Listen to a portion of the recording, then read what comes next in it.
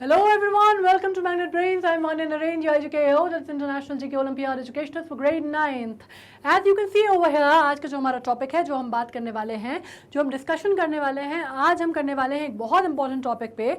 और ये टॉपिक आपको एक बात समझनी होगी। देखिए, मैं बार बार शॉर्टी नोट सीरीज़ में ये बात दोहराती हूँ, ये बात बोलती हूँ, क्योंकि कई स्टूडेंट्स को इसमें बहुत कन्फ्यूजन होता है। देखिए क्या होता है, शॉर्टी नोट सीरीज़ में जैसे आपको मालूम है हम कौन से टॉपिक्स लेते हैं, या तो हम वो वाले टॉपिक्स लेते हैं जो कि हमारे कंटेक्चुअल करंट अफेयर्स का हिस्सा होते हैं। कुछ हाल में ऐसा कुछ होता है जो कि बहुत इंपॉर्टेंट होता है, जो करंट अफेयर्स के लिए बहुत इंपॉर्टेंट होता है न्यूज़ के लिहाज से और एग्जाम के लिहाज से। उस टॉपिक को हम समझते हैं, उसके बैकग्राउंड में, मतलब फोरग्राउंड में हम वो न्यूज़ लेके चलते हैं और बैकग्राउंड में हम पूरा टॉपिक जो है वो स्टडी करते हैं। ठीक है, ये एक हमारी स्ट्रैटेजी है।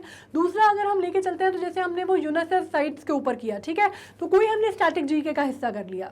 लेकिन अभी जो आप देखेंगे कि कुछ टाइम से अगर आप पैटर्न स्टडी कर रहे हैं हमारा, तो हम क्या करते हैं, वाई इन न्यूज़ करके हम कोई टॉपिक लेते हैं और फिर उसका पूरा हम, जिसको बोलते हैं ना, पोस्टमार्टम जो है उस टॉपिक का अपन करते हैं। कई स्टूडेंट्स मुझे ये लिखते हैं कि मैम ये जो है आप सिलेबस का हिस्सा नहीं है हमारे, मतलब ये एक्स्ट्रा है। तो let me make this very clear to you कि बिल्कुल एक्स्ट्रा नहीं है, ये भी आपके सिलेबस का हिस्सा है। क्योंकि आपको मालूम है कि आपके मेन सिलेबस का हिस्सा, जब हम IGKO की बात करते हैं तो उसमें current affairs is considered to be the backbone of the GK, general knowledge की। अगर आप बैकबोन की बात करते हैं तो आप किसकी बात करते हैं, आप करंट अफेयर्स की बात करते हैं, राइट। तो उसमें आप ये बिल्कुल नहीं सोच सकते कि ये सिलेबस के बाहर की कोई चीज़ है। हम ऐसी चीज़ पढ़ रहे हैं जो कि आपके एग्जाम में पूछी जा सकती है। और अगर आप पुराने पेपर्स देखेंगे IGKO के, तो आप देखेंगे कि उसमें करंट अफेयर्स कितना बड़ा जो पार्ट है, रोल है, वो प्ले करता है। ठीक है, उसमें बहुत कंटेक्चुअल जानकारी जो है, करंट अफेयर्स की जानकारी अक्सर पूछी जाती है।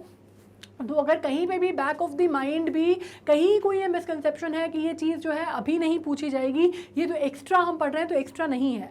आई अंडरस्टैंड कि हमारे एग्जामिनेशन का टाइम आ रहा है, बहुत ज़्यादा क्रूशल टाइम है, तो obviously I will not teach you anything which is not necessary as of now, right. First thing and second thing, as you know कि हमें मालूम है कि मैग्नेट ब्रेन्स पे आपको कोई सब्सक्रिप्शन फीस नहीं लेनी होती, कोई आपको पैकेज परचेज नहीं करना होता। तो what we mean to do is, हमारा इंटेंशन ये है कि सबके पास जो भी स्टूडेंट्स हैं, जो भी हमारे प्लेटफॉर्म पे हैं, जो भी हमें सुनते हैं, देखते हैं, उनको क्या करना है, उनको हम ये मान के चलते हैं कि वो एजुकेशन के लिए आए हैं, क्वालिटी एजुकेशन के लिए आए हैं, और उन्हें वो चीज़ें मिले हैं, वो क्वालिटी एजुकेशन मिले जो उन्हें कहीं नहीं मिलती।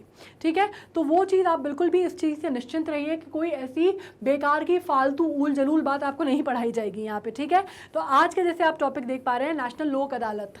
अब आपको मैं एक बात बता दूँ, इसमें हम 2-3 चीज़ें कवर कर रहे हैं। ठीक है, नेशनल लोक अदालत, पहली बात तो कंटेक्चुअल जीके है, मतलब कोई चीज़ अभी हाल में ऐसी हुई है, अगस्त के महीने में ही हुई है, जो कि बहुत इंपॉर्टेंट थी। ठीक है, इसके अलावा नेशनल लोक अदालत क्या है, हमें ये चीज़ समझना बहुत इंपॉर्टेंट है। अब मैं कई बार ये बात बोलती हूँ कि लीगल एक ऐसा पार्ट है, एक ऐसी चीज़ है जो कि आपकी जनरल नॉलेज में या आपकी करंट अफेयर्स में बहुत बड़ा उसका योगदान होता है। बहुत बड़ा जो पार्ट है, जो सब्जेक्ट मैटर है, वो लीगल से कई बार आता है। ठीक है, जुडिशरी से रिलेटेड चीज़ें होती हैं, लीगल से रिलेटेड चीज़ें होती हैं, सिस्टम मैकेनिज्म से रिलेटेड चीज़ें होती हैं, तो वो कई बार बहुत ज़्यादा पूछी जाती हैं। ठीक है, तो इसमें जब हम बात कर रहे हैं तो मैं आपको बता दूं कि इसमें अभी न्यूज़ में क्यों है ये कि 75 लाख केसेस जो है भारत में। ठीक है, आपको मालूम है, हम अक्सर बोलते हैं कि हमारी जुडिशरी की जो हालत है वो बहुत ख़राब है अभी, है ना। ये आपने एक जनरल लोगों की मंशा है, मंशा इन द सेंस एक लोगों का एक माइंडसेट है ना, कि भाई जुडिशरी जो है हमारे यहाँ बहुत बुरे हालत है, बहुत ही ख़राब व्यवस्था है हमारी, जहाँ पे हम बात करते हैं न्यायालय की। ठीक है, तो उसकी अगर हम बात करते हैं तो 75 लाख पेंडिंग केसेस हैं या प्री लिटिगेशन केसेस हैं। ठीक है, अब इसमें हम बात करते हैं, many of them are part of huge backlog created by the pandemic. खासकर क्या हुआ, वैसे भी हमारे यहाँ जो हालात हैं वो ज़्यादा अच्छे नहीं हैं, आपको मालूम है, वैसे ही बहुत प्रॉम्प्ट नहीं है हमारा जुडिशरी। ऊपर से हमने बात की थी कि कितने सारे जजेस जो हैं, जो नंबर ऑफ जजेस हैं, वही सीट्स अभी देखा जाए तो अंडर फिल्ड हैं, मतलब वेकेंट है ना। मतलब उसमें हमने बात की थी हाई कोर्ट के और सुप्रीम कोर्ट में अगर आप बात करते हैं, या हाई कोर्ट के, डिस्ट्रिक्ट कोर्ट के अगर जजेस की आप बात करते हैं, तो बहुत बड़ी नंबर ऑफ सीट्स हैं जिसपे अभी भर्ती होना बाकी है, अभी अंडर फिल्ड है वो। ठीक है, तो ये चीज़ है, इसकी वजह से जाहिर सी बात है कि बहुत ज़्यादा किसका बर्डन है हमारे ऊपर, केसेस का बर्डन है जो कि हम सॉल्व नहीं कर पा रहे हैं, ठीक है। और ख़ासकर पेंडेमिक के टाइम पे ये चीज़ें जो हैं ये और ज़्यादा बढ़ गई हैं। तो अब क्या हुआ है, आपको मालूम है नेशनल लोक अदालत जो है वो संचालित की गई है। तो ये थर्ड नेशनल लोक अदालत जो है अभी सेटल की गई है, ठीक है, थर्ड नेशनल लोक अदालत। सेकेंड नेशनल लोक अदालत हुई थी वो बहुत सक्सेसफुल थी, उसको देख के अब थर्ड की गई है। इसकी मैं कुछ डिटेल्स आपको बताती हूँ जो मैं यहाँ लिख दे रही हूँ। इसमें आप अगर देखेंगे तो अब डिजिटलाइज्ड लिटिगेशन के थ्रू भी जो मामले हैं वो सॉल्व किए गए हैं। 2 स्टेट हैं भारत के जिन्होंने डिजिटलाइज्ड लिटिगेशन के थ्रू भी नेशनल अदालत में मामले सॉल्व किए हैं। और कितने मामले सॉल्व हुए हैं वो मैं आपको बता देती हूँ। केसेस सॉल्व्ड, अगर मैं आपको यहाँ लिखूँ केसेस सॉल्व्ड, तो मैं आपको बता सकती हूँ कि तकरीबन आप कंट्री में सेटल हुए हैं 74 लाख मामले जो थे वो थे, ठीक है। और उसमें से हुए हैं 16.45 लाख केसेस जो हैं वो कहाँ सॉल्व हुए हैं, पेंडिंग जो थे। और प्री लिटिगेशन स्टेट में कितने सॉल्व हुए हैं, उसमें प्री लिटिगेशन स्टेट में थे 58.33 जो थे वो प्री लिटिगेशन स्टेट में थे। और ये किसने किया है, ये उदय उमेश ललित जो चीफ जस्टिस हैं उनके नेतृत्व में ये काम किया गया है, ठीक है। तो ये जो केसेस थे पेंडिंग केसेस इनको सॉल्व कर लिया गया है। और आपको नंबर यहाँ पे समझ में आ रहा है जिसमें से 74 लाख को सॉल्व कर लिया गया है। तो आप समझ सकते हैं कितनी बड़े उस पर ये सक्सेसफुल हुआ है। मतलब 16.45 लाख जो केसेस हैं आप समझ सकते हैं वो सॉल्व किए गए हैं। इसके अलावा प्री लिटिगेशन स्टेट में जो केसेस थे वो पेंडिंग केसेस थे। ये प्री लिटिगेशन स्टेट में जो है वो 58.33 लाख केसेस जो हैं वो प्री लिटिगेशन स्टेट में सॉल्व कर लिए गए हैं। तो ये आपको चीज़ क्लियर हो गई। ये क्वेश्चन आपसे पूछा जा सकता है, ठीक है, कि कितने केसेस जो हैं वो थर्ड लोक अदालत में हुए हैं, नेशनल लोक अदालत में। उसके अलावा कौन चीफ जस्टिस थे, तो आपको मालूम है उमेश उदय ललित जो थे वो कौन है, वो चीफ जस्टिस हैं। कितने केसेस सॉल्व हुए हैं, 74 लाख, जिसमें से 16.4 लाख जो है वो क्या है, वो आपके पेंडिंग केसेस थे। और 58.33 कितने थे लैक्स आपके प्री लिटिगेशन केसेस हैं, ठीक है। तो ये मामला इंपॉर्टेंट है, ये क्वेश्चन आपने समझ लिया। अब हम बात करते हैं कि इसमें in a move away from convention the legal services authority. अब और एक और चीज़ है, लीगल सर्विसेज अथॉरिटीज़ ने इसको कब, लीगल सर्विस अथॉरिटी एक्ट ने कब सैंक्शन किया था इसको, 1987 में इसको एक्सेप्ट कर लिया गया था, इसको as a means as a course, मतलब इसको आप कहते हैं स्टैट्यूटरी बॉडी के तौर पे एक्सेप्ट कर लिया गया था लोक अदालत को, ठीक है।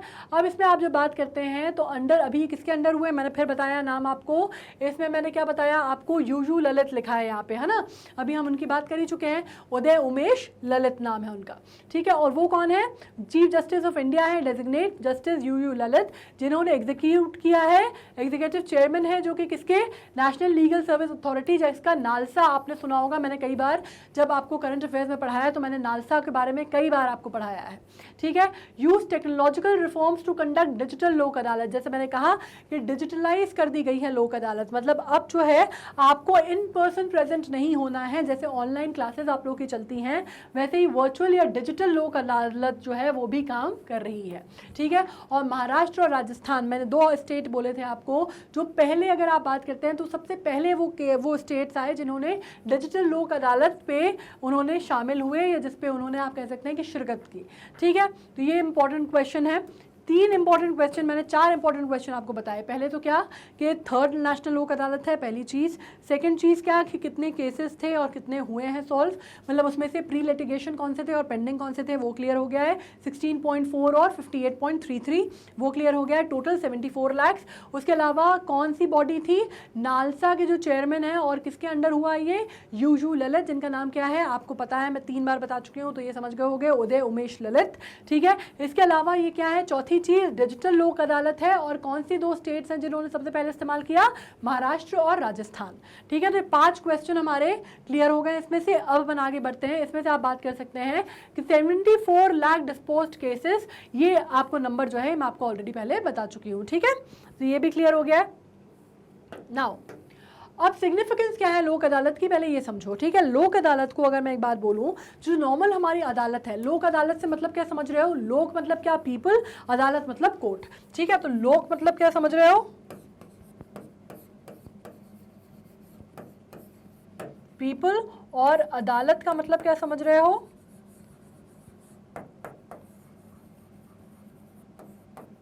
Court. Got it? So you know कि आप किसकी बात कर रहे हैं, पीपल कोर्ट की आप बात कर रहे हैं। मतलब क्या आपको जुडिशरी की जो आप बात कर रहे हैं, तो it is a kind of a statutory body जो कि एड करती है जुडिशियल प्रोसेसेस को, और एक तरह से आप इनको एडीआर भी कह सकते हैं, ठीक है। एडीआर, एडीआर क्या होता है, एडीआर होता है अल्टरनेटिव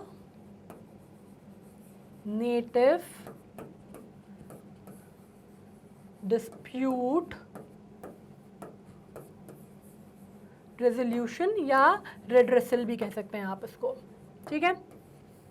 तो मतलब आप क्या करने की बात कर रहे हैं, आप कोर्ट के बाहर, आप जो लीगल जुडिशरी, आप जो पूरा कोर्ट कचहरी समझते हैं, उसके बाहर एक और अदालत है, उसके अलावा एक और अदालत है जो कि क्या काम करती है, वो एफिशिएंट सब्स्टिट्यूट है उन लोगों के लिए जो लीगल एंगल सीख कर रही है या लीगल जस्टिस सीख कर रहे हैं या रेड्रेसल सीख कर रहे हैं। लेकिन आप कह सकते हैं कि कोर्ट्स में क्योंकि अभी ऑलरेडी इतनी ज़्यादा पुराने केसेस चल रहे हैं, इतनी सारा चीज़ें हो रही हैं, उनका रिड्यूस करने के लिए उनके बर्डन को आप कह सकते हैं कि लोक अदालत जो है वो संचालित की जा सकती है ताकि जो पेंडेंसी ऑफ केसेस हैं वो निपटाए जा सकें, ठीक है। मतलब आपको मालूम है कि भाई आपको जो पुराने केसेस हैं और चलते जा रहे हैं और आपको कोर्ट में तारीख नहीं मिल रही, तारीख पे तारीख वाला हिसाब है, उससे आपको कुछ निजात मिल सके और लोगों की जो समस्याएं हैं वो सॉल्व हो सकें, इसलिए लोक अदालत का गठन किया जाता है, ठीक है। अगर आप बात करते हैं, ये लग्जरी नहीं है आजकल की बात में, अगर हम बात करते हैं कि जब हम लग्जरी की बात करते हैं तो न्याय पाना कोई लग्जरी नहीं है, वो हमारा बेसिक मूल्य अधिकार है,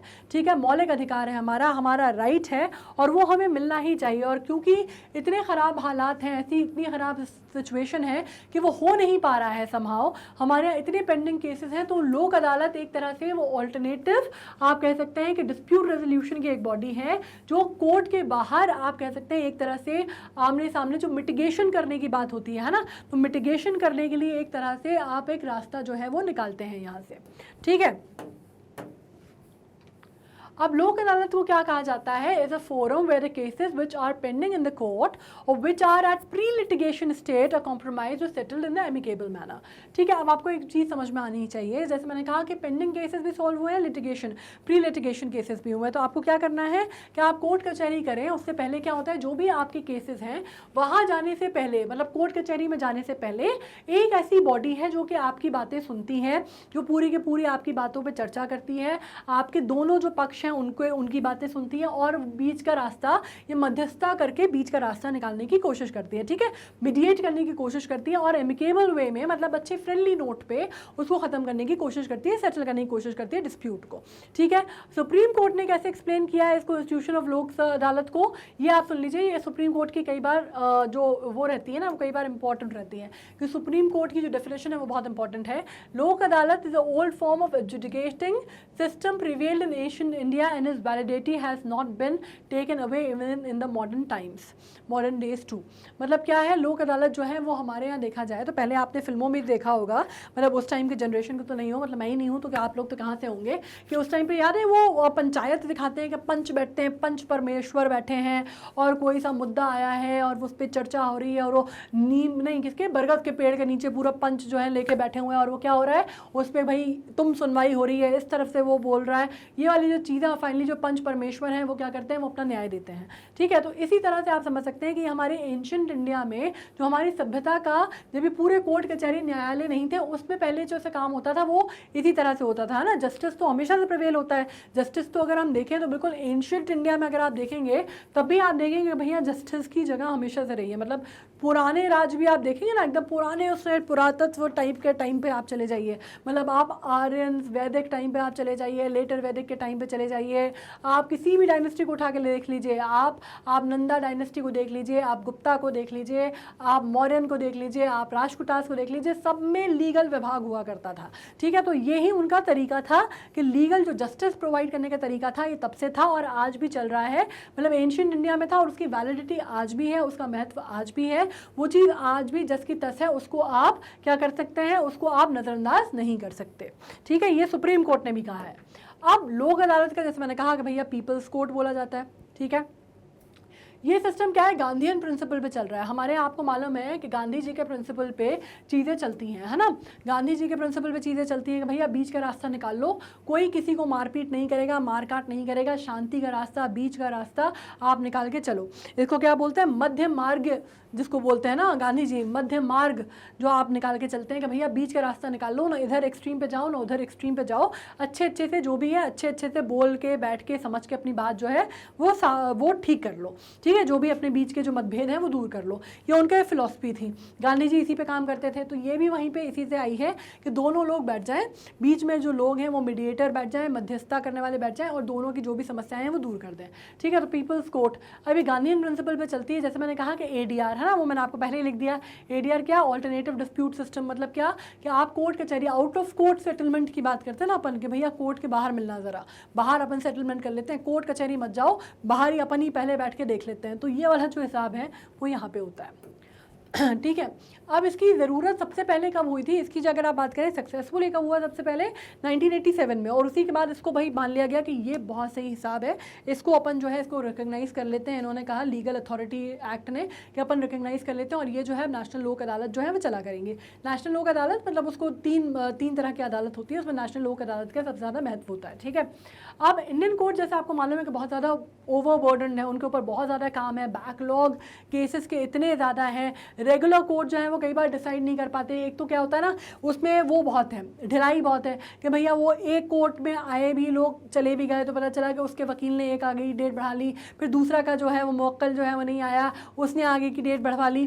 तो ये चीज़ें जो है ना, इसमें पेंडेंसी वैसे भी एक तो बहुत ज़्यादा है, और ऊपर से जो वकील हैं बीच में क्या करते हैं, ये और अपना फ़ायदा देखते हैं या फिर अपने जो मुवक्किल है उसका फ़ायदा देखते हैं और क्या करते हैं, डेट पे डेट, तारीख पे तारीख आगे बढ़वाते जाते हैं, ठीक है। तो ये आपको एक तो रेगुलर कोर्ट जो है वो उसमें दिक्कत होती है।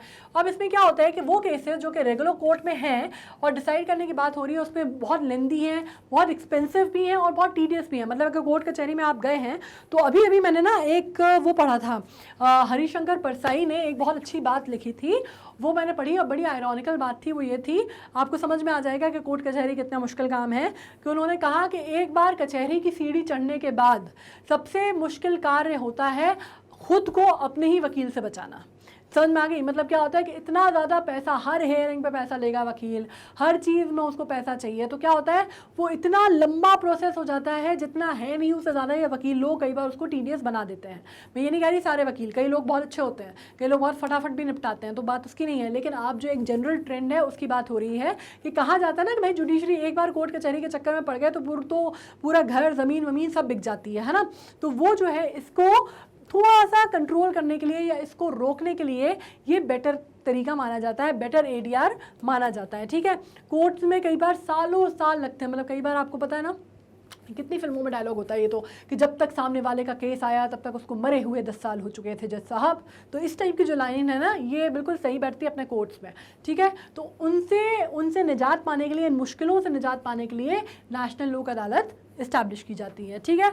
अब लोक अदालत देयरफॉर प्रोवाइड्स अल्टरनेटिव रेजोल्यूशन और device for expenditures and inexpensive justice. मतलब इसमें क्या होता है, सस्ता सुंदर टिकाऊ तरीका है आपको जस्टिस दिलाने का, ठीक है। जजेस होंगे वहीं पे, मतलब अगर आप इसमें बात करते हैं कि कौन लग बैठता है, कौन जो गवर्निंग बॉडी है वो कौन होते हैं, तो ज़्यादातर वो या तो सर्विंग चीफ जस्टिस होते हैं या आप कह सकते हैं जुडिशल उसमें से लोग होते हैं, जुडिशल पोस्ट के लोग होते हैं। उसमें कई बार एक वकील भी होता है, उसमें एक सोशल वर्कर भी होते हैं ना, तो इतने लोगों की बेंच जैसी जो होती है वो बन जाती है, ठीक है। तो वो साथ में काम करते हैं। स्टैट्यूटरी स्टेटस जैसे मैंने आपसे कहा कि सबसे पहले 1987 में इसको दिया गया था, और इसमें आप सबसे पहले जो है वो 82 में गुजरात का एक केस था जिसमें लोक अदालत के थ्रू उसको सॉल्व किया गया था, ठीक है। तो वहाँ से समझ में आता है कि यार ये बहुत सही काम कर रहा है, ये सही काम कर रहा है। तो 4-5 साल वो उस पर काम करते हैं, सोचते हैं कैसे करना है कैसे नहीं करना है, फाइनली 87 में उसको स्टैट्यूटरी स्टेटस दे देते हैं, ठीक है। और ये जो केस है इसने initiative prove very successful in settlement of dispute, और इसी के बाद ये जो आइडिया है लोक अदालत का, ये दूसरे पार्ट में कंट्री के चलने लगता है, ठीक है, गुजरात से स्टार्ट होता है, गुजरात से कई चीज़ें स्टार्ट हुई हैं और पूरी दुनिया में छा गई हैं, मतलब कम से कम भारत में तो छाई गई हैं, चाहे वो लोक अदालत हो, चाहे वो गांधी जी हो, चाहे वो मोदी जी हो, सब गुजरात से आए और आज की डेट में आपको मालूम है कि देश में कैसे छाए हुए हैं। ठीक है, अब इनकी बात कर लेते हैं। In view of the growing popularity there arose a demand for providing statutory backing to the institution and the award given by Lok Adalat. Hence, the institution of Lok Adalat has been given a statutory status under the Legal Service Authority Act। ये तो मैं बता ही चुकी हूँ कि कब मिला है आपको, Legal Service Authority Act 1987 में आपको इसको statutory दर्जा जो है वो दिया गया है। ठीक है, Now, organization and function of the Lok Adalat. The State Legal Services Authority of the District Legal Authority, Service Authority of the Supreme Court Legal Services Committee or the Higher Court Legal Services Committee और taluk legal services committee में organise Lok Adalat at such interval and places and for exercising such jurisdiction and for such areas as it think fit. तो ये कौन सी bodies हैं जो काम करती हैं, कौन सी ऑर्गेनाइजेशन या कौन सी फंक्शनिंग बॉडी है लोक अदालत की, ये समझो। ठीक है, स्टेट लीगल सर्विसेज अथॉरिटी, ठीक है, नेशनल लीगल सर्विसेज अथॉरिटी होती है, स्टेट लीगल सर्विसेज अथॉरिटी और डिस्ट्रिक्ट लीगल सर्विसेज अथॉरिटी को भी ये वो है, राइट है। मतलब एक तो ये हो गई स्टेट की हो गई, दूसरी डिस्ट्रिक्ट की हो गई, सुप्रीम कोर्ट ऑफ इंडिया को तो है ही ऑब्वियसली, सुप्रीम कोर्ट का जो लीगल सर्विसेज कमेटी है उसको तो है ही। ठीक है, सुप्रीम कोर्ट में भी कौन काम करता है इसमें, legal service committee supreme court की। ठीक है, तो थर्ड बॉडी ये हो गई। हाई कोर्ट की जो लीगल सर्विस कमेटी है उसको भी ये राइट होता है। ठीक है, तो चौथी ये हो गई। तालुका लेवल पे अगर आप बात करते हैं तो उसकी भी जो लीगल सर्विस कमेटी है उसको भी ये पावर होता है, मतलब पांचवी हो गई। और ये 5 अथॉरिटीज़ जो हैं, आप ये समझो कि इन 5 अथॉरिटीज़ के पास ये पूरा क्या है, ये पूरा पावर है कि वो क्या कर सकते हैं, वो अलग अलग इंटरवल में या जब भी उनको deemed fit, when they deem it fit, वो क्या कर सकते हैं, लोक अदालत को कॉल कर सकते हैं और लोक अदालत का काम जो है वो करवा सकते हैं, लोक अदालत की कार्रवाई टेक प्लेस हो सकती है। ये चीज़ क्लियर हो गई। 5 बॉडीज़ हैं, ठीक है, क्लियर होना चाहिए इसमें। नेशनल के अलावा स्टेट है, डिस्ट्रिक्ट है, कौन सी है, सुप्रीम कोर्ट की लीगल अथॉरिटी है, हाई कोर्ट की और तालुका लेवल की है। ठीक है, तो ये चीज़ें क्लियर हुई हैं। अब हर लोक अदालत जो है वो ऑर्गेनाइज की जाती है। Area shall consist of each number of serving और रिटायर्ड जुडिशियल ऑफिसर, ये तो मैंने आपको बता ही दिया। ठीक है, जुडिशियल ऑफिसर होना चाहिए, या तो सर्विस में हो या रिटायर हो चुका हो, लेकिन जुडिशियल उससे हो, या तो चीफ जस्टिस होते हैं या जजेस होते हैं, डीजे होते हैं, जो भी हो, लेकिन जुडिशियल ऑफिसर होने चाहिए। ठीक है, और अदर पर्सन जो होते हैं वो स्पेसिफिक एजेंसी होती चाहिए उस पर्टिकुलर लोक अदालत की। जैसे मैंने कहा कि एक वकील होता है, एक नॉर्मली एक सोशल वर्कर होता है ना, तो जुडिशियल ऑफिसर होता है, एडवोकेट होता है और सोशल वर्कर होता है इसका मेंबर। और जुडिशियल जो मेंबर होते हैं वो कौन होते हैं, वो चेयरमैन होते हैं इसके। ठीक है, ये चीज़ क्लियर हो गई है। लोक अदालत में कोई जुरिडिक्शन नहीं होता है in respect of any case और matter relating to an offence not compoundable under any law. ये समझ में आ गया, लोक अदालत शेल हैव नो जुरिडिक्शन, ठीक है, in respect of any case और matter relating to an offence not compoundable under any law. अगर ये कोई भी ऐसा मामला है, कोई भी ऐसा मैटर है जो कि लॉ में कंसिडर नहीं किया जाएगा कंपाउंडेबल, तो इनके भी जुरिडिक्शन नहीं होंगे। ये चीज़ क्लियर है। Okay, Any case pending before the court can be referred to as लोक अदालत for settlement। अगर कोई भी केस अगर वो पेंडिंग है कोर्ट में, है ना, कोर्ट ऑफ इंडिया में अगर कोई भी केस पेंडिंग है तो वो लोक अदालत में जा सकता है अगर if the party is thereof agree to settle the dispute in Lok Adalat. पहली बात तो जो कंसर्न पार्टीज हैं, दोनों ही पार्टीज ऐसे मार मार के नहीं कर सकते। ठीक है, दोनों पार्टीज अगर अग्री हैं कि भैया वो लोक अदालत ले जाते हैं कोर्ट में ले जाने से पहले, तो हो सकता है। ठीक है, one of the parties thereof makes an application to the court referring to the case in Lok Adalat. या तो एक कोई पार्टी है, उसने क्या किया, उसने पुटअप कर दिया अपने यहाँ, जिसको आप कहते हैं रिक्विजिशन, कि भाई हम चाहते हैं कि ये जो मामला है वो लोक अदालत में सेटल हो हो सकता है। या कोर्ट अगर सेटिस्फाइड है the matter is an appropriate one to take to cognizance of the by the Lok Adalat. या तो कोर्ट को ऐसा लगता है कि यार ये जो मामला है ना, ये इतना कोर्ट में भी बहुत पेंडिंग केसेस हैं, बहुत इंपॉर्टेंट चीज़ें हैं, बहुत सारी चीज़ें चल रही हैं, इस मामले को अपन लोक अदालत में सॉल्व कर सकते हैं, तो कोर्ट जो है वो भी कर सकता है। ठीक है, 3 पार्ट हो गए, 1 2 3 केसेस हो गए। ठीक है, और किस केस में हो सकता है, प्री लिटिगेशन डिस्प्यूट है। ठीक है, और matter can be referred to Lok Adalat or settlement by the agency organizing the लोक अदालत on the receipt of an application from one of the parties of the dispute। Pre litigation मामला है, अभी court में गया नहीं है मामला, प्री लिटिगेशन स्टेट में है, और एक जो मामला है, एक जो जो जो जो फरियादी है, मतलब दोनों साइड से, उसमें से एक ने एप्लीकेशन दे दी कि हम इसको लोक अदालत में कर सकते हैं, ठीक है। सो तो भी क्या है, तो भी ये चीज़ जो है वहाँ पे जा सकती है। Matter can be referred to Lok Adalat, settlement by the agency organising the Lok Adalat. उसमें रिसीट अगर उसको एप्लीकेशन होता है तो जो एजेंसी है जो ऑर्गेनाइज कर रही है लोक अदालत, वो कौन सी एजेंसीज हैं, 5 अपन बात कर चुके हैं। उनमें से अगर किसी के पास ये नोटिस जाता है या रिसीट जाती है, एप्लीकेशन उनको मिलती है कि किसी एक व्यक्ति ने या किसी एक फरियादी ने ये लगाया कि हम लोक अदालत जाना चाहते हैं, तो फिर वो लोक अदालत कॉल कर सकते हैं। तो ये 4 हो गए, ठीक है। ये 3 पार्ट ये चारों पार्ट समझ में आए कि कौन कौन से मामले हो सकते हैं। नेक्स्ट में चलते हैं। अब Lok Adalat shall have the same power as are vested in civil court under the code of civil procedure 1908 while trying a suit in respect of the following matters. ये 4 पॉइंट समझ में आ गए ना। अब इसके बाद नेक्स्ट देखते हैं अपन, ठीक है। लोक अदालत के पास क्या है, shall have the same powers as are vested in civil court under the code of civil procedures 1908। जबकि बात हो रही है किसकी, trying a suit in respect of the following matters. अब किसमें है, इसमें पहली बात हो रही है समन करने की, एनफोर्स करने की, attendance of any witness, examining him on oath, ठीक है। Discovery and production of any document, कि आपको कोई डॉक्यूमेंट अपना पेश करना है, ठीक है, वो होता है। Reception of evidence of affidavits, मतलब आपको एफिडेविट्स वगैरह जो है उनके एविडेंसेस जो है वो आपको करना है, वो रिसीव हुए हैं तो आपको करना है, ठीक है। तो ये मामला समझ में आ गया।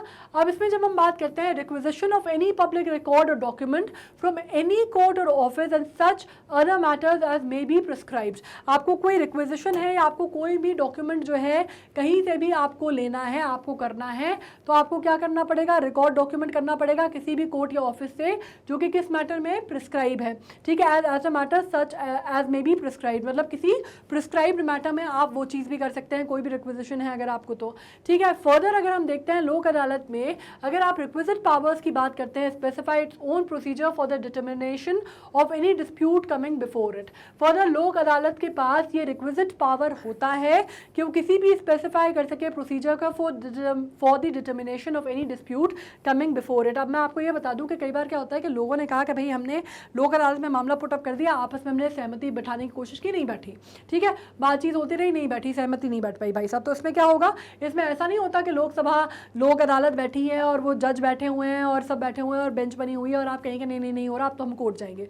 तो उसमें क्या होता है कि अगर कुछ बहुत ज़्यादा क्रिटिकल मामला नहीं फंसता है तो फिर वो जो बेंच है लोक अदालत की, लोकसभा निकल रहा है बार बार मुँह से, लोक अदालत की, वो जो डिसीजन देते हैं वो दोनों पार्टीज को मानना अनिवार्य होगा, ठीक है। वो उसका डिसीजन, निर्णायक फैसला जो है वो ले सकते हैं और दोनों पार्टीज पे बाध्य होगा मानना उसको, ठीक है। और दूसरी बात हम कर लेते हैं, also all proceeding before a Lok Adalat shall be deemed to be judicial proceeding within the meaning of Indian penal code 1860 and the every Lok Adalat shall be deemed to be civil code for the purpose of code criminal procedure. तो इसमें दोनों ही तरह के मामले जा सकते हैं, civil का भी जा सकता है और क्रिमिनल भी जा सकता है, ठीक है। और इसमें आपको एक चीज़ समझनी होगी कि इसको वैसा ही दर्जा दिया जाएगा, बिल्कुल वैसा ही दर्जा दिया जाएगा जैसे कोर्ट्स को दिया जाता है, ठीक है। मतलब आपको क्या समझ में आया कि before a Lok Adalat shall be deemed to be judicial proceedings, ठीक है, जो कि इंडियन पीनल कोड के तहत होगी। और हर लोक अदालत को आप डीम करेंगे as a civil court of the criminal procedure भी अगर होगा तो भी for the purpose of code of criminal procedure. तो आपको क्या माना जाता है कि उसको वही दर्जा दिया जाएगा या उसके फैसले को वही दर्जा दिया जाएगा, ठीक है।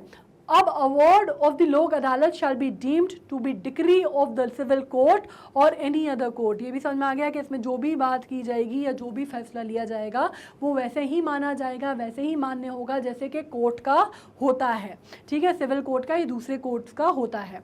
Every award made by Lok Adalat shall be final and binding on all parties of dispute. ये मैंने आपसे कहा कि इसमें क्या होगा कि फाइनली अगर आप बीच में मीडिएशन करके अगर आप रास्ते पे नहीं आ पा रहे हैं और बेंच जो है लोक अदालत जो है कोई फैसला लेती है तो वो बिल्कुल वैसे ही बाध्य होगा जैसे किसी भी कोर्ट का फैसला बाध्य होता है। An Adalat shall be final and binding on the parties of the dispute, no appeal shall lie to any court against the award for Lok Adalat. ये बात आप समझ लीजिए, ठीक है। ये सबसे इंपॉर्टेंट है और सबसे ज़्यादा पावर देने वाली चीज़ है कि इसका जो भी फैसला होगा उसके खिलाफ कार्रवाई आप नहीं कर सकते, ठीक है। इसके फैसले को आप चैलेंज नहीं कर सकते, तो ये बहुत इंपॉर्टेंट है। अब सिग्निफिकेंस क्या है आप ये समझ लीजिए कि कोर्ट फी नहीं लगती, ठीक है। सबसे बड़ी बात, इसमें कोई भी कोर्ट फी नहीं लगती। अगर आप कोई भी एक सिविल का भी मामला अगर आप दर्ज कराते हैं कोर्ट में तो आपको एक पहले कोर्ट की एक फ़ीस जो होती है या जो भी आप मामला लगा रहे हैं उसकी एक फ़ीस निर्धारित होती है, वो आपको पे करनी पड़ती है, ठीक है। लोक अदालत में वो नहीं लगती है, क्योंकि अगर आप ये कहते हैं इफ कोर्ट फ़ी जो है वो पे की जा चुकी है ऑलरेडी तो वो क्या होती है, वो रिफंड हो जाती है जब आपका डिस्प्यूट सेटल होता है लोक अदालत में, ठीक है। तो ये आपके लिए एक तरह से इफेक्टिव भी है और आप जैसे कहते हैं कॉस्ट इफेक्टिव भी है, दोनों तरह से है, ठीक है। बेसिक फीचर क्या होता है कि प्रोसीजरल फ्लेक्सिबिलिटी होती है और स्पीडी ट्रायल होते हैं डिस्प्यूट के। मतलब इसमें बहुत ज़्यादा, जैसे मैंने कहा ना, तारीख पे तारीख वाला फंडा नहीं होता, थोड़ा सा फ्लेक्सिबल भी रहता है। मतलब बहुत ज़्यादा ऐसे एकदम जैसे कोर्ट के जो लीगलिटीज़ हैं वो बड़ी जटिल रहती हैं, तो वो जटिलता भी नहीं रहती, थोड़ा सा फ्लेक्सिबिलिटी भी रहती है और फास्टन भी रहता है, मतलब फास्ट फॉरवर्ड भी रहता है थोड़ा काम में, ठीक है। तो ये एक और चीज़ है। इसके अलावा कोई strict application of procedural law नहीं होता। जैसे सिविल प्रोसीजर कोड में अगर आप देखते हैं या एविडेंस एक्ट आप देखते हैं तो इस तरह का अगर आप देखते हैं तो इस तरह की कोई बहुत ज़्यादा बंधन जैसे जो हम बेसिकली औपचारिक कोर्ट में देखते हैं वो चीज़ यहाँ नहीं होती, ठीक है। स्ट्रिक्ट एप्लीकेशन नहीं होता उसका। Now the parties to the dispute can directly interact with the judge through their counsel which is not possible in regular courts of law। आपको मालूम है कि अपने काउंसिल के जरिए आप चाहें तो आप सीधे जज से मुखातिब हो सकते हैं। जो भी पार्टीज हैं वो सीधे जज से बात कर सकती हैं, जज को अपना जो दुखड़ा है, जो प्रॉब्लम है, जो भी समस्या है वो बता सकती हैं, जो कि नॉर्मल कोर्ट में पॉसिबल नहीं होता। आप यहाँ पे देख लो, ठीक है, जैसे आपको यहाँ समझ में आ रहा है ना, आप सीधे जज से बात कर सकते हैं। वो चीज़ आपको नॉर्मल कोर्ट में नहीं होता। ये इतना ये जो सिस्टम आपको दिख रहा है, आप इमेजिन करके देखिए, फिल्मों में जो कोर्ट दिखाते हैं वो तो खैर बहुत ही बेकार कोर्ट है, वो तो कोई सच्चाई होती नहीं है उसमें। इतने सुंदर कोर्ट दिखाते हैं, वैसे कोर्ट नहीं होते, ठीक है। असलियत में कोर्ट इतने सुंदर नहीं होते जितने फिल्मों में दिखाते हैं। हाँ, कुछ फिल्में आजकल थोड़ी सी वो बनने लगी हैं, क्या रियलिस्टिक बनने लगी हैं, जैसे वो कौन सी है, LLB, जॉली LLB, वैसे कोर्ट्स होते हैं। नॉर्मली न्यायालय जो है वो अंदर से वैसे ही दिखते हैं, ठीक है, पर इस तरह के नहीं होते। तो इसमें क्या होता है, आप एक तरह से कह सकते हैं कि आप काउंसिल के जरिए सीधे बात जो है वो आप जज से कर सकते हैं, जुडिशरी तक अपनी बात पहुंचा सकते हैं। लोक अदालत में जो अवार्ड होते हैं वो बाइंडिंग होते हैं पार्टीज़ में। मैंने जैसे कहा स्टेटस ऑफ डिक्री क्या माना जाता है उसमें, जैसे हम बात कर चुके हैं सिविल कोर्ट की, या फिर आप कह सकते हैं नॉन अपीलेबल होते हैं, ठीक है। मतलब it does not cause a delay in the settlement of dispute. और आपको मालूम है कि क्या होता है, सेटलमेंट ऑफ डिस्प्यूट बहुत फटाफट होते हैं, क्योंकि इसमें दोबारा से आपको मालूम है कि भाई ऐसा नहीं है कि यहाँ से कोई चीज़ आ गई तो फिर आपने हायर कोर्ट में लगा दी, फिर आपने फलां कोर्ट में लगा दी, फिर आपने ढिमका कोर्ट में लगा दी, ये सब कुछ नहीं है। यहाँ से आ गया, मतलब अभी इसके ऊपर कोई दूसरी कार्रवाई, कानूनी कार्रवाई कुछ नहीं हो रही, कोई नहीं सुन रहा आपकी दोबारा, ठीक है। तो ये बहुत वो होता है, ये उसको एक तरह से आप कह सकते हैं कि फास्टन कर देता है वर्किंग को, ठीक है। With this we have come to an end. हमने नेशनल लोक अदालत को कर लिया है। आई होप आपको समझ में आया होगा। हमने फटाफट ही कर लिया, बहुत लंबा हमने इसको खींचा नहीं है, पर बहुत इंटरेस्टिंग टॉपिक है, बहुत इंपॉर्टेंट टॉपिक है, लीगल का टॉपिक है। तो आपका एक लीगल पार्ट भी कंप्लीट हो रहा है। आपको ये तो पता चल ही गया है कि जो थर्ड लोक अदालत है वो कितनी, नेशनल लोक अदालत, उसमें कितने सारे केसेस जो हैं वो सॉल्व हुए हैं, और आपको ये भी पता है कि कौन से जस्टिस हैं। तो हमने जो 3 क्वेश्चन जो हैं वो कर लिए हैं। इन केस अगर कुछ और भी क्वेश्चन आते हैं तो वो भी बन जाएंगे, ठीक है। अब क्या करना है, कैसे पढ़ना है इसको, मैग्नेट ब्रेन्स पर जाना है, magnetbrains.com की साइट पे जाएंगे, जो भी हमारे केसेस चलते हैं, K12, NTSC, ओलंपियाड, वो सब कुछ मिलेंगे, उसमें जाना है, नीचे उसको खोलना है। ऐसे जैसे यहाँ पे खोलोगे ना, देखो ये ओलंपियाड खुल गया, ठीक है। जितने यहाँ पर हैं, कहाँ गए अपन यहाँ हैं, ठीक है। वॉच नाउ पे क्लिक किया, इस तरह का आपको मिल जाएगा क्या, वॉच ऑल वीडियोस के ऑप्शन, इनको स्क्रॉल करते जाना, खुलते जाएंगे, ठीक है। इस तरह से आपको पूरे ऑप्शन मिलेंगे, जो भी देखना है, जैसे करंट अफेयर्स है ये, ठीक है। कि यहाँ पे आप नीचे देखेंगे तो शॉर्टी नोट सीरीज मिलेगा, उसमें जो भी है ना वॉच नाउ का ऑप्शन होगा वो खोल के देख लेना। ऑलराइट, आपके पास पूरा ऑप्शन है, एक साथ सुनना है, वेरी गुड। नहीं सुनना, अलग अलग सुन सकते हो, दूसरे वीडियो देखने हैं वो भी देख सकते हो, मोर वीडियोस के भी ऑप्शन है, ठीक है। यूट्यूब पे तो आप लोग, मैं हमेशा कहती हूँ कि आप लोग प्रो चैम्प्स हैं, आप लोग यूट्यूब के, तो आप लोग को बहुत अच्छे से मालूम है हमारा चैनल है, आपको प्लेलिस्ट मिल जाएगी, रेगुलर अपडेट जो है वो FB पे मिल जाते हैं, और कहाँ, इंस्टा पे मिल जाते हैं। बाकी एग्जाम आने वाला है, पढ़ाई अपन को बहुत बढ़िया करनी है, कंसेप्ट अपना चल ही रहा है, शॉर्टी नोट सीरीज चल रही है, और बाकी अपन क्या कर चुके हैं, लाइफ स्किल भी कर चुके हैं। तो सारे वीडियोज़ देखते चलो, बाकी आई कैन प्रॉमिस कि एग्जामिनेशन जो है बहुत बढ़िया सा हो जाएगा, ठीक है। So you stay tuned and thank you so much.